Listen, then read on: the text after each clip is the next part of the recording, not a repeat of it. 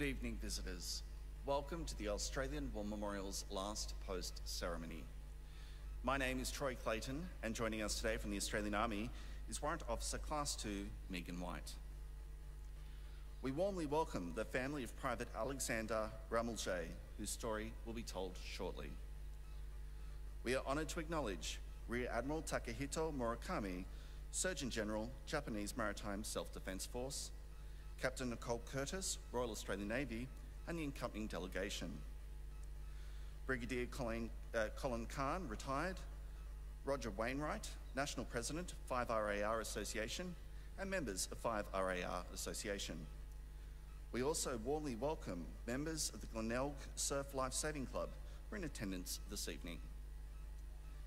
We welcome the veterans who have served, those that are still serving, and the families that support them.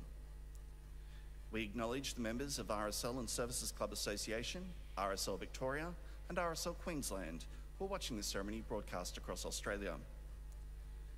During the ceremony, wreaths will be laid at the base of the Pool of Reflection by visitors and family to the memorial.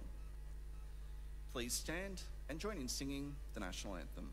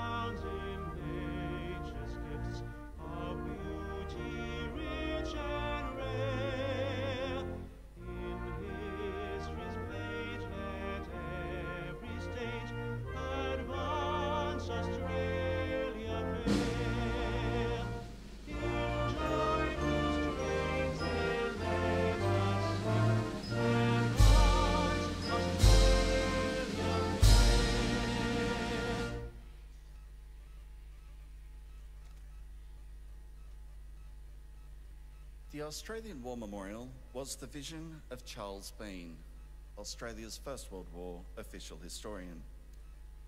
Bean landed with the Australian troops on Gallipoli and stayed with them at the front through to the end of the war. The idea of this national memorial and museum came to him at Pozières, France, in the depths of the bloody fighting of 1916. Bean's idea was that this would be a place where families and friends could mourn their loved ones buried in faraway places. It would also be a place that could help all Australians understand what these men and women had endured and what they had done for us. Bean's vision, to which we remain true, is best expressed as inscribed in the entrance to the memorial's galleries. Here is their spirit, in the heart of the land they loved, and here we guard the record which they themselves made. Tonight, we'll read the story behind just one of those on the Roll of Honour, which lists the names of more than 102,000 men and women who have given their lives for us in war and operations for more than a century. But first we present a lament, Flowers of the Forest. Wreaths or floral tributes will now be laid at the base of the Pool of Reflection.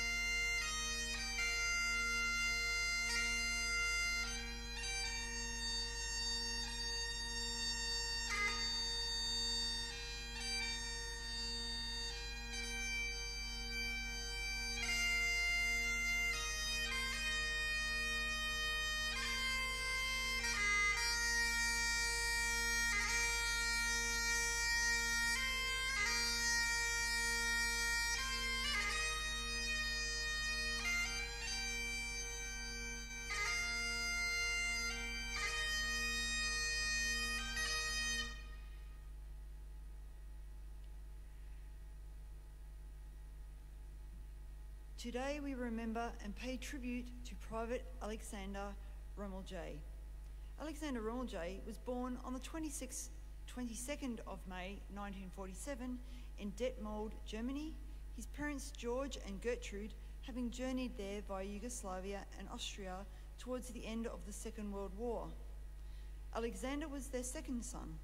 His elder brother Wolfgang had been born in 1941. Like many other families seeking to escape war-ravaged Europe, they were accepted for migration to Australia. Their ship, the Fair Sea, arrived in Melbourne on the 23rd of May 1950. The family soon settled into Adelaide, where they gained naturalisation as Australians in 1956. Alex grew up an Australian boy and immersed himself in the culture of his adopted land. He enjoyed music, but his main passion was surf lifesaving. He joined the Glenelg Surf Lifesaving Club in 1962 and would become one of their most respected, conscientious and hardest-working members. He was awarded the Bronze Lifesaving Medallion and gained his instructor certificate while at the club. Alex also attended the Plympton High School in Adelaide, but left at the age of 16, having gained his intermediate certificate. He eventually found work as a surveyor's draftsman assistant for the State Public Service, where he worked for 4 years prior to his military service. Alex was called up for national service in early 1968 and was enlisted into the Army in February that year. Assigned to the infantry, he did his basic training and then, as a reinforcement for the Royal Australian Regiment, attended the Jungle Training Centre at Canberra in Queensland in July. Things moved rapidly. By mid-September, he headed to Vietnam, arriving at Saigon.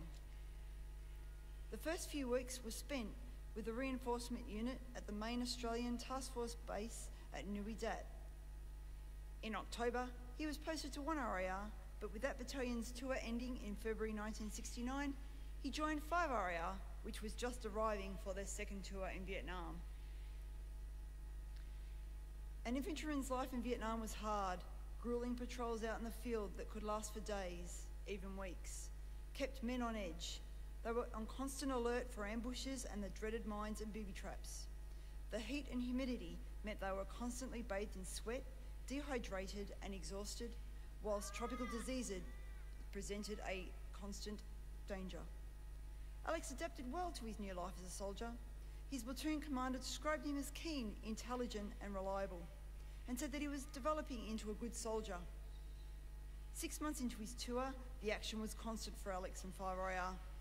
As 1969 began, Operations Federal, Quintus Thrust, and then Overlander came one after the other without let up.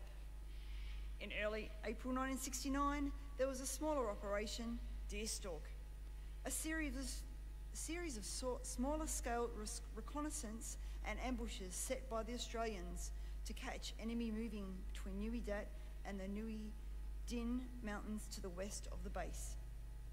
On the 11th of April, B Company 5 RAR were patrolling just a few kilometres to the southwest of Nui Dat. When night fell, they were lying quietly in an ambush position near the Song Din Creek, just north of the town of Baria. Alex was on sentry duty. Shortly before 9 p.m, he detected enemy movement to the company's rear. He stood up, quickly advanced and fired his M16, killing one of the Viet Cong instantly. The enemy squad replied with heavy automatic fire from AK-47s and RPGs before fleeing. An RPG hit Alex on the right shoulder and exploded, causing a massive wound. 3 others nearby were wounded by the blast. As the Viet Cong escaped to the hills, the dust-off chopper came in to evacuate the wounded, but there was nothing they could do for Alex, who would remain with his comrades by the banks of the Song Din one more night. The next morning, his body was brought out on an armoured personnel carrier. He was just 21 years old. A telegram from the Minister of the Army brought the terrible news to the family the next day, and Alex's body was returned to the Australia for burial in Centennial Park Cemetery in Adelaide. At his beloved Glenelg Surf Lifesaving Club, his name lives on. An inspiration for everything the club stood for, their highest award is named after Alex Remeljej. His name is listed on the Roll of Honour on my left, among 521 Australians who died while serving in the Vietnam War. His photograph is displayed beside the pool of reflection. This is one of many stories of service and sacrifice told here at the Australian War Memorial. We now remember Private Alex Remeljej, who gave his life for us, for our freedoms, and in the hope of a better world.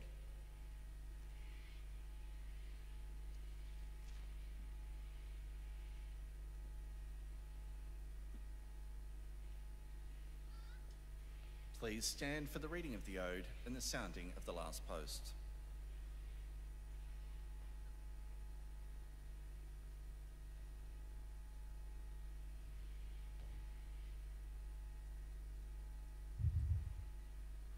They shall not grow old, as we that are left grow old. Age shall not weary them, nor the years condemn. At the going down of the sun, and in the morning, we will remember them.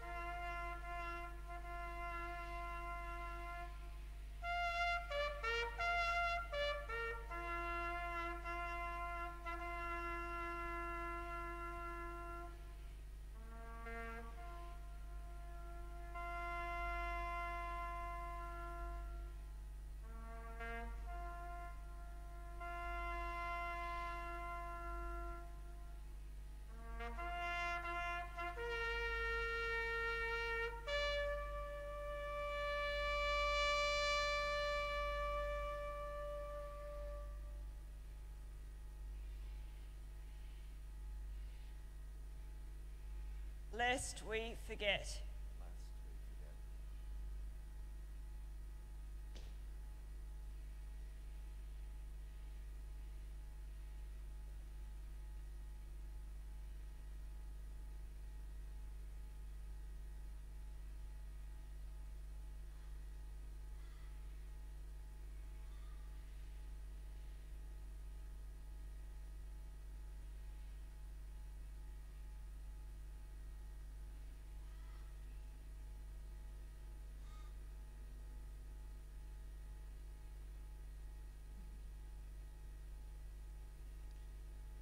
We leave you this evening with the words of the memorial's founder, Charles Bean. Many a man lying out there at Poziere or in the low scrub at Gallipoli, with his poor, tired senses barely working through the fever of his brain, has thought in his last moments, well, it's over. But in Australia, they will be proud of this. Ladies and gentlemen, that concludes the last post ceremony. We'd like to thank you for visiting the Australian War Memorial and wish you all a very good evening. Thank you.